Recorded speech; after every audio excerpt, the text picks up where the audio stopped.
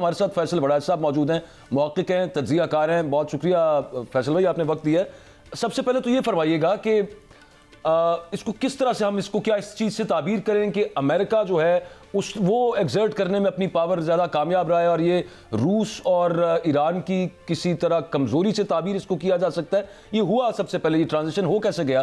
पहले तो बहुत फुल थ्रॉटल अटेम्प्ट की गई थी, वो तो कामयाब नहीं थी हुई। बहुत शुक्रिया।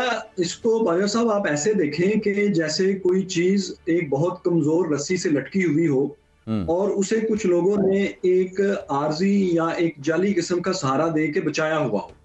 तो इस तरह की सूरत हाल कम से कम 2011 से 2011 से अब तक थी, पिछले 13 साल से। क्योंकि बशार अल असद गवर्नमेंट जो है, जो असद रजीम है 54 साल से 54 ईयर से शाम में है, ये अपनी कमजोरी पर पहले दिन से कायम थी, क्योंकि ये एक माइनॉरिटी गवर्नमेंट थी। सिर्फ 10 से 15% जो आबादी है वो उसका कंट्रोल था।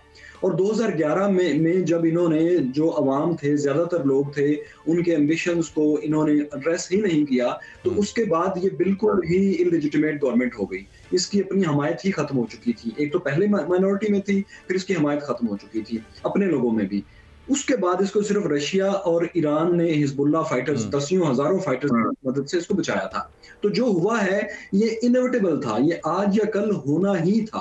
अभी ये हुआ है कि उनको वक्त बहुत अच्छा मिल गया कि हिजबुल्लाह भी एक जगह पर बिजी, रशिया भी एक जगह पर बिजी था। तो आप जानते हैं कि बशार अल असद की फोर्सेस, उनको सैलरीज भी नहीं मिली थी, तो वो अकेले फाइट कर ही नहीं सकते थे। अच्छा, ये फरमाइएगा फैसल भाई कि इसका आगे, इसके स्ट्रेटेजिक आप इसको किस नज़र से देख रहे हैं, इसके क्या असरात हो सकते हैं ओवरऑल?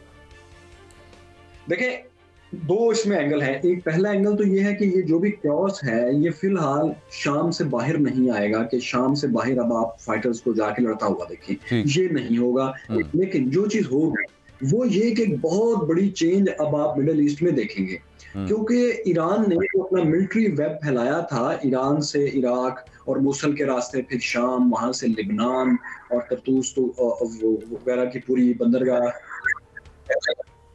हमास की तरफ, और फिर यहाँ इधर यमन की तरफ, उसमें शाम को बीच में से निकल जाने की वजह से शाम, लिबनान और हमास के साथ ईरान की सप्लाई लाइन खत्म हो जाएगी। यानी ईरान के वेब का, मिलिट्री वेब का, बल्कि ईरान के बजाय हमें आयतुल्लाह रजीम कहना चाहिए, उनके वेब का बहुत बड़ा हिस्सा कट जाएगा। तो वो वहां पर कमजोर होंगे, जिसके बाद वहां की अपनी मेजॉरिटी पॉपुलेशन, जो किसी हद तक अमेरिकन और टर्की के असर में है, किसी हद तक वो वहां पर पावरफुल होगी। अब वो अपनी मर्जी से फैसले करेंगे, जिसके कॉन्सिक्वेंसेस सबसे ज्यादा बाहर, शाम से अगर हम बाहर की बात करें तो इराक को, टर्की को, इसराइल के सामने आएंगे। काबिल एहतराम फैसल वड़ैच साहब, अमरीका के नौमुंतखब सदर ने शाम में इनकलाब और बशार अल असद की हुकूमत के खात्मे पर कहा है कि ये अमरीका की जंग नहीं है। पूछना आपसे ये चाहता हूँ हजूर कि इसराइल का ये पड़ोसी मुल्क है, ईरान का भी एक बहुत बड़ा इत्तेहादी है, तो इस सूरत हाल में आप क्या देख रहे हैं कि अमरीका जो है वो शाम की सूरत हाल से ला ताल्लुक रह सकता है, और साथ रशिया का मुतालिक और मुस्लिम अरब ममालिक के मुतालिक, ये तीनों बातों पर जवाब दिया गया, क्या इम्पैक्ट आप देख रहे हैं सर? बहुत शुक्रिया। बस आप ये जहन में रखें कि झूठ और प्रोपेगेंडा जंग पे एक वेपन के तौर पर पावर्स इस्तेमाल करती है। आप कभी भी डिप्लोमेसी के अल्फाज को ये मत समझें कि मिलिट्री ग्राउंड पर भी यही सिचुएशन है, क्योंकि झूठ एक वेपन है। अच्छा, ये इसके पीछे कहेंगे तो सही कि हम नहीं हैं, लेकिन जो इनको यूक्रेन में ट्रेनिंग मिली है, HTS को, तहरीर शाम को, जाहिर है वो अमेरिका की मर्जी के बगैर तो नहीं मिली ना। और जो ड्रोन वॉरफेयर इन्होंने रात के वक्त फाइट की है, उसकी भी सारी ट्रेनिंग, और जो इनके पास ड्रोन्स थे वो तो टर्किश ड्रोन्स थे। तो इसलिए ये तो बात, इसका तो कोई जवाब ही नहीं है कि अमेरिका वगैरह इसको सपोर्ट नहीं कर रहे, वो सपोर्ट कर रहे हैं। लेकिन ये बात भी दुरुस्त है कि ये जो कुछ हुआ है ये होना ही था, और यहाँ के जो बागी ग्रुप हैं इसके बशार अल असद के खिलाफ जो हैं, वो बहुत ताकतवर हो चुके थे, उनकी तादाद नंबर्स में बहुत ज्यादा हो चुकी थी और वो बहुत देर तक बशारुल असद को बर्दाश्त नहीं कर सकते थे। बशारुल असद की गवर्नमेंट आप याद रखें बेपनाह जालिम गवर्नमेंट है। इसके बाप ने एक एक महीने में 40-40 हजार लोगों को अपने शहरों में कत्ल किया हुआ है। और इसने भी, यानी हाफिजुल असद की बात कर रहा हूँ, बशारुल असद ने भी अपने दौर में अगर कोई इसकी तस्वीर को फाड़ भी देता था तो उन बच्चों को कत्ल करके उनकी लाशें बच्चों के पास, उनके वालिदैन के पास भेज दिया करते थे। अभी कल परसों की बातें, जेलों से भी जो लोग रिहा हुए हैं ये वहां 10-10 साल से कैद थे और जेलों में कैद थे, बंद औरतें बेशुमार कैद थी। अभी आप देखें वो जो वीडियोस आ रही हैं, जब जेलों के दरवाजे खुलेंगे तो जेल के कैदी को तो बिल्कुल नहीं पता था कि बाहर क्या सूरत हाल हो रही है, तो उन्होंने चीखना शुरू कर दिया कि शायद हमें मारने के लिए ले जाने लगे। उनको कई मिनट बाद समझ आई कि हमें तो दरअसल बचाया गया है। तो ये एक टैरेंट रजीम थी, एक जालिम रजीम थी। अमेरिका और टर्की अगर इसकी थोड़ी सी भी सपोर्ट करते या कोई भी करता तो इसने जीत ही जाना था। क्योंकि आप एक और बात को नजरअंदाज आपको नहीं करना चाहिए कि यहाँ जो कुछ भी शाम में हो रहा था, खुसूसन 2011 के बाद, ये नेचुरल नहीं था, ये ईरान और रशिया की मदद से हो रहा था। यहाँ के लोग अपनी मर्जी से वो नहीं कर रहे थे। ये आपको बात नजरअंदाज नहीं करनी चाहिए। ये यूं ही है कि जैसे पाकिस्तान में कोई और बाहर का मुल्क आके किसी एक माइनॉरिटी गवर्नमेंट यहाँ कायम करे और फिर उसकी मर्जी से यहाँ पर सारे फैसले होने लगे, तो ये हो रहा था जो कि बहुत देर तक नहीं हो सकता। अच्छा फैसल बड़ा साहब, ये इसमें तो कोई शक नहीं है कि एक टायरेंट रजीम थी, लेकिन उसके बाद भी मतलब कोई खास ऐसी तवक्को नहीं है कि वहाँ पे ह्यूमन राइट्स की सूरत हाल कोई बहुत ज़्यादा बेहतर हो जाएगी। लेकिन मैं ओवरऑल अब आपसे एक वर्ल्ड ऑर्डर के हवाले से ये सवाल पूछना चाहता हूँ कि आलमी सियासत में ना ओवरऑल दुनिया भर में आमराना हुकूमतों की जो ताकत है उसमें हमें इजाफा होता नज़र आ रहा है, और इसकी क्या वजह है कि ये जो मुल्कों में तकरीबन अक्रॉस वर्ल्ड जो राइटिस्ट गवर्नमेंट्स हैं वो पावर में आ रही हैं और जमहूरी उसूल जो हैं, जमहूरी इदारे जो हैं वो कमज़ोर होते जा रहे हैं। हम यूरोप की बात कर ली, हम अपने हमसाये की बात कर लें, हम तुर्की की बात कर लें, हम साउथ लैटिन अमेरिका में बात कर लें, तो इसकी वजह आपको क्या नज़र आती है?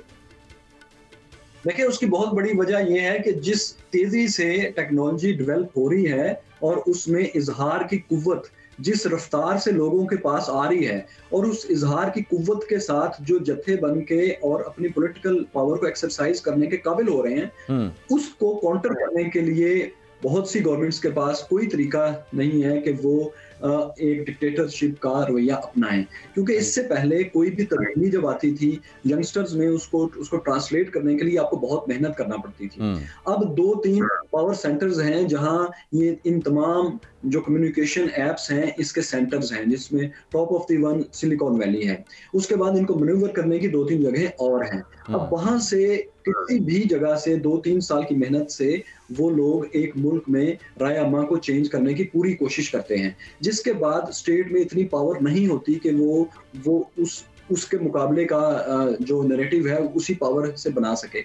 आप देखें कि चाइना में, अभी रशिया में, साउथ अमेरिका में, इवन यूरोप में, इवन अमेरिका में भी आप देख रहे हैं कि जो गवर्नर स्टाइल है उसमें थोड़ा डिक्टेटरशिप का स्टाइल आ रहा है। क्योंकि जिस तेजी से तब्दीलियां आ रही हैं उससे लोग उसको कबूल तो कर रहे हैं लेकिन उसको सही एंगल नहीं दे पा रहे।